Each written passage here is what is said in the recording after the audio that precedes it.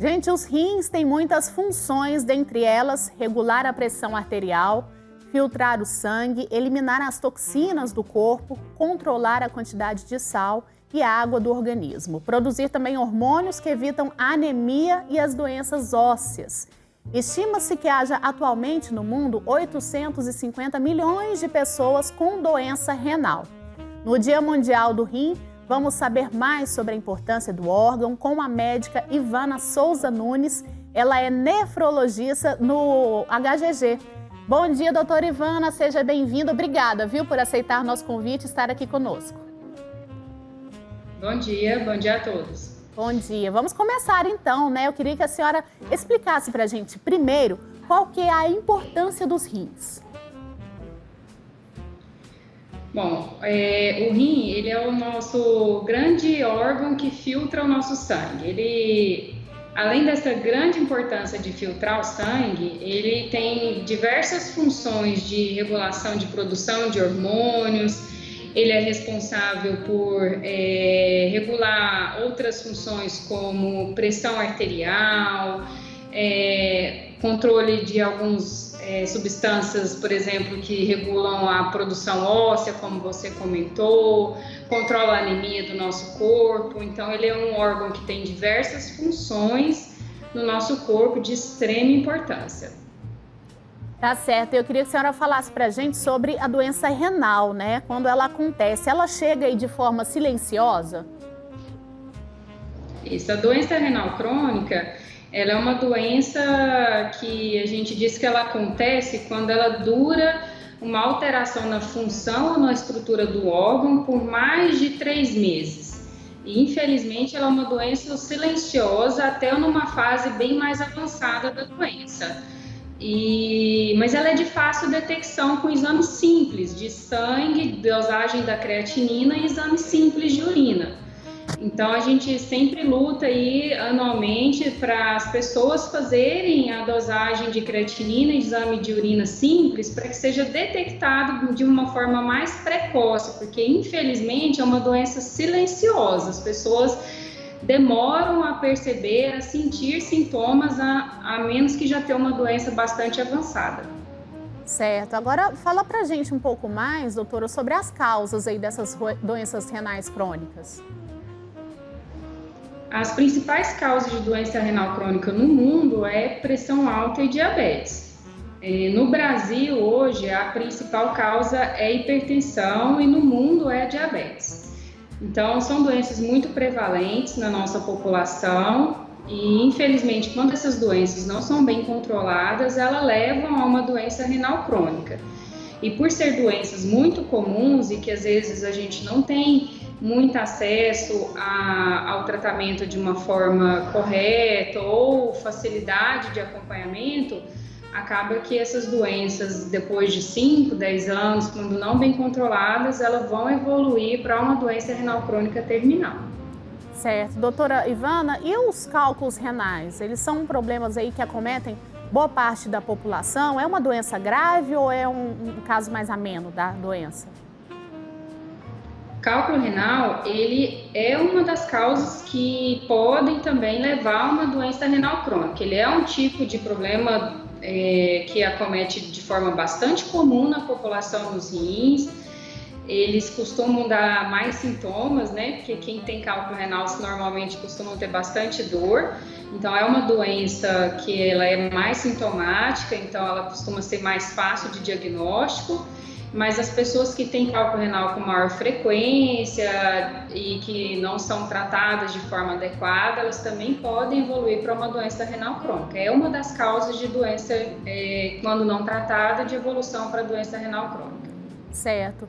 Doutora, agora falando de um assunto bem recente, né, sobre a Covid-19, segundo uma pesquisa aí, depois dos pulmões, o rim aí é o órgão mais afetado pela doença. A maioria dos pacientes graves aí precisam fazer hemodiálise. Por que isso acontece?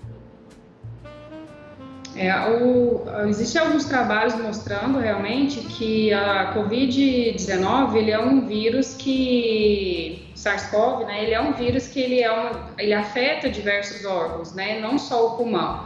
Então, os principais órgãos afetados, além do pulmão é o coração e o rim. Então, infelizmente, nessas formas mais graves de doença, a gente tem esse acometimento do vírus direto no próprio rim, né? A gente observa essas partículas virais aí no próprio rim e esses pacientes acabam evoluindo para uma forma de lesão renal com necessidade de hemodiálise. São diversos mecanismos ainda que estão sendo estudados, mas envolvem toda a situação de tempestade de citocinas, né, que é um processo inflamatório que acontece em todo o organismo, mas que infelizmente é um dos órgãos mais afetados. Então, está sendo um grande problema aí no enfrentamento do Covid, a questão da necessidade de hemodiálise nos pacientes com a forma grave do Covid. Certo. Doutora, tem uma pergunta aqui, que foi feita pelo Instagram. O J. Luiz pergunta assim, pergunte para a doutora Ivana quais são os benefícios da água alcalina para os nossos rins. A senhora pode responder essa pergunta? Olha, na verdade, a água ela é um benefício completo para o rim, né? A gente tem que gerar o hábito de ingestão de água para o rim. A gente, infelizmente, não tem esse hábito de aumentar a ingesta hídrica, de ter o consumo adequado de água, né? A gente tem que lembrar que aqui na nossa região, uma região seca, a gente tem que ter esse hábito de beber mais água, de ter um consumo adequado de água. Então, a gente beber em torno aí de 1,5 litro, 2 litros de água por dia é o ideal. Isso ajuda a melhorar a questão da formação de pedra nos rins, diminuir o acúmulo de alguns resíduos, melhora a questão de infecção urinária. E a questão da água alcalina é porque a alcalinização da urina, ela diminui algumas precipitações de substâncias, diminui a formação de cálculo renal, mas isso é muito individualizado, isso precisa ser analisado cada caso. Certo. A senhora falou aí sobre a questão de detectar, né, o problema o quanto antes, né, de forma precoce. As pessoas precisam, então, fazer como se fosse um check-up renal? Existe isso? De que maneira elas podem fazer essa prevenção aí? Exatamente.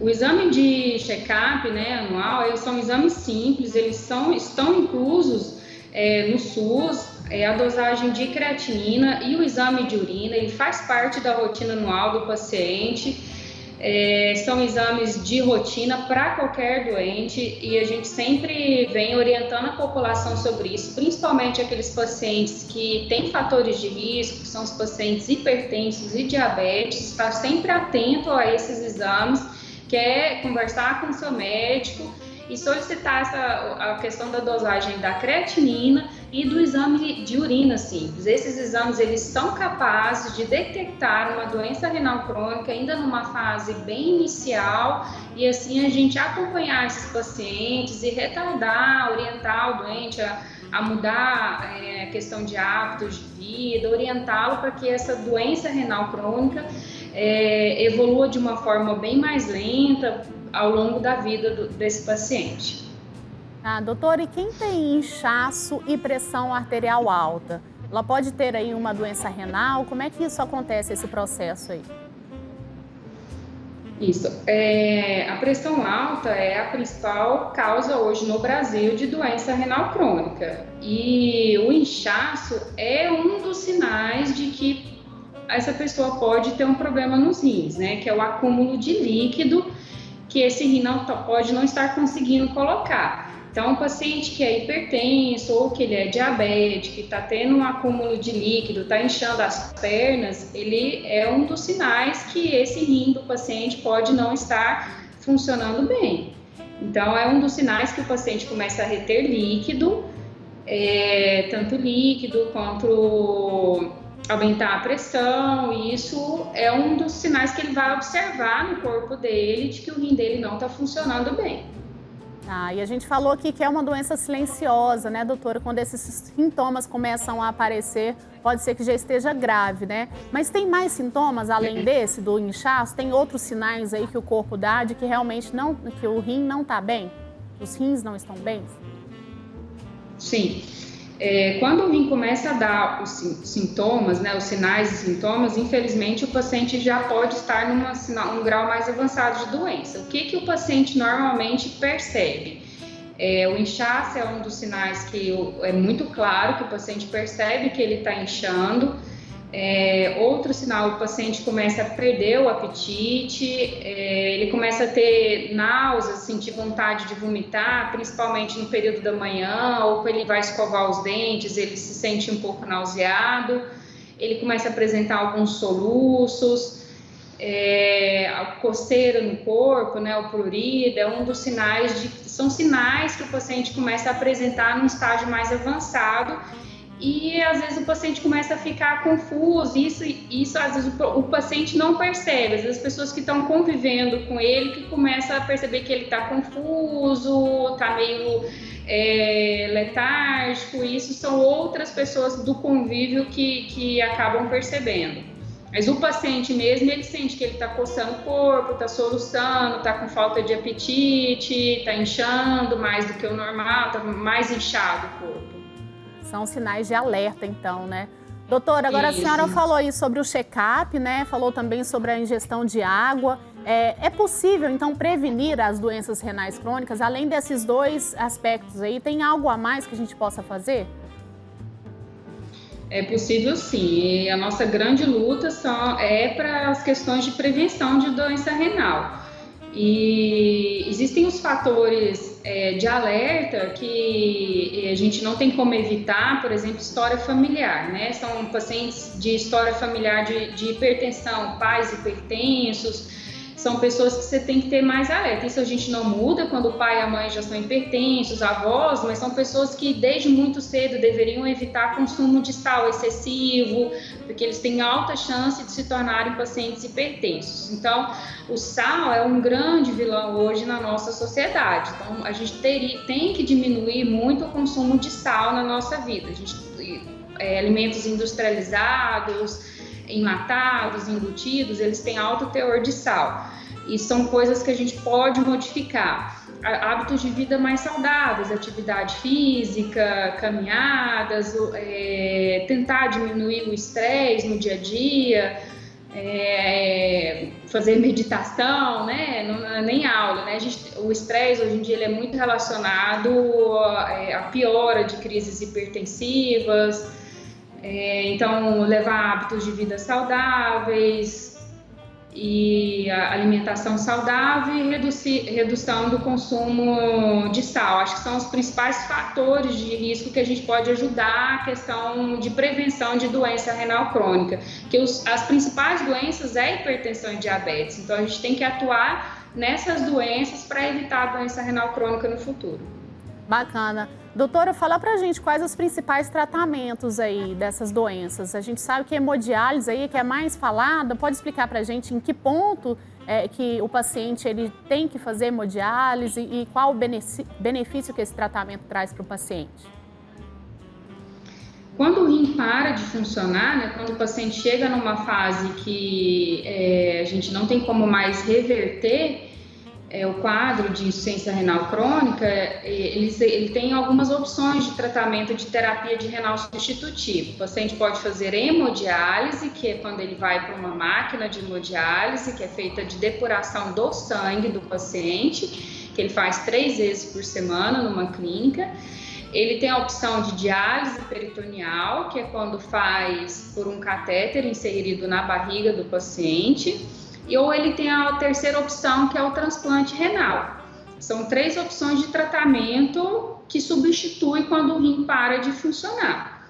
A maioria hoje no Brasil faz hemodiálise. A gente tem hoje, pelo último censo, mais de 140 mil pessoas no Brasil fazendo terapia renal substitutiva, que a principal é a hemodiálise. E quando chega nessa fase de precisar de terapia renal substitutiva, é que o paciente não sobrevive mais se ele não entrar num tratamento de terapia renal substitutiva. Então, o benefício é que ele vai melhorar o controle da pressão, ele vai melhorar o inchaço, ele não consegue mais sobreviver se ele não fizer essas terapias.